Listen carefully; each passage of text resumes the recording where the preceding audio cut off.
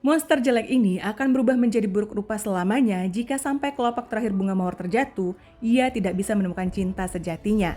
Sementara wanita yang ia coba dekati saat ini sedang berusaha untuk melarikan diri dari kastil monster itu. Tapi tanpa sengaja wanita yang bernama Belle ini malah menemukan tentang kutukan bunga mawar. Dan saat ia akan menyentuh mawar itu, tiba-tiba monster buruk rupa datang dan ia langsung marah kepada Belle karena berpikir Belle sedang melakukan sesuatu kepada bunga mawar itu. Sang monster yang salah paham langsung mengusir Belle dari kastil malam itu. Dan tanpa pikir panjang, Belle yang ketakutan langsung berlari sekuat tenaga pergi meninggalkan kastil. Semua benda sihir di kastil itu berusaha mencoba menahan kepergian Belle. Namun pada akhirnya, Belle berhasil keluar dari kastil. Ia lalu menunggangi kuda putih dan kemudian pergi menuju tengah hutan. Tapi di tengah jalan, Belle malah dikejar oleh segerombolan serigala salju.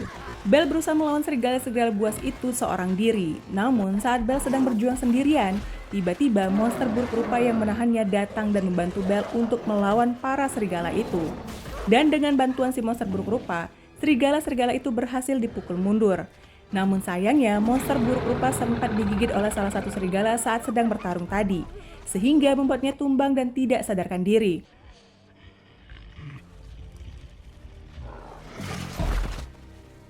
Dan Belle kemudian membawa monster itu pulang ke kastil bersamanya. Sementara di saat yang sama, ayah Belle mengajak Gastron dan gengnya untuk pergi menyelamatkan Belle.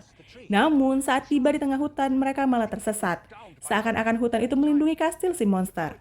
Merasa dipermainkan, Gastron yang marah akhirnya malah meninggalkan ayah Belle dalam keadaan terikat di tengah hutan untuk menjadi makanan serigala salju. Setelah membuang ayah Belle di tengah hutan, Gastron terkejut saat ia kembali. Ia mendapati ayah Belle telah kembali ke desa dalam keadaan baik-baik saja. Warga desa marah kepada Gastron karena ia telah mencoba membunuh ayah Belle. Namun Gastron tentu saja menyangkal tuduhan itu. Ia bersandiwara seolah-olah ia telah kehilangan ayah Belle di tengah hutan dan telah mencarinya selama berhari-hari. Dan tidak hanya itu, Gastron juga mencoba menyudutkan ayah Belle dan membuatnya menjadi bersalah. Pada suatu malam, saat Belle mengatakan ia merindukan ayahnya, monster itu mengeluarkan sebuah cermin. Dan dari cermin itu, Belle bisa melihat keadaan sang ayah yang sedang dianiaya oleh penduduk desa. Monster buruk rupa kemudian memberitahu Belle bahwa ia harus segera menolong ayahnya. Dan itu artinya ia akan melepaskan Belle dan juga kesempatannya untuk membuat Belle jatuh cinta kepadanya hilang. Belle segera turun dari kuda dan menghampiri sang ayah yang terkurung di balik jeruji besi. Ia meminta penjaga untuk melepaskan ayahnya, tapi sang penjaga tidak melakukannya. Dia mencoba membujuk Gastron untuk membantunya. Belle tahu betul bahwa ayahnya tidaklah gila. Apa yang dikatakan ayahnya mengenai istana monster benar adanya. Tapi penduduk desa tidak mempercayai perkataan ayah Belle dan menganggapnya gila.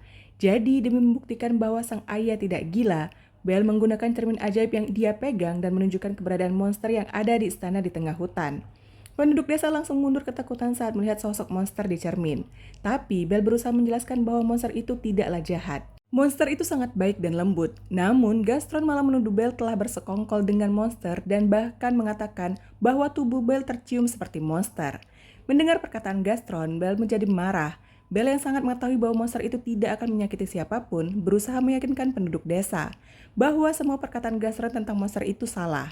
Tapi sayangnya penduduk desa lebih mempercayai perkataan Gastron dan akhirnya mengurung Belle bersama dengan sang ayah. Dan setelah itu Gastron pun mengajak semua penduduk desa untuk menyerang istana monster.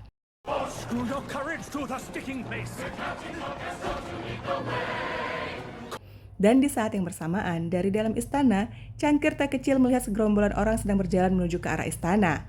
Dan saat itulah mereka tahu bahwa istana mereka sedang diserang. Para penghuni istana kemudian bersiap untuk menghadapi penduduk desa. Mereka menghadang pintu istana dengan piano besar agar para penduduk tidak bisa menerobos masuk.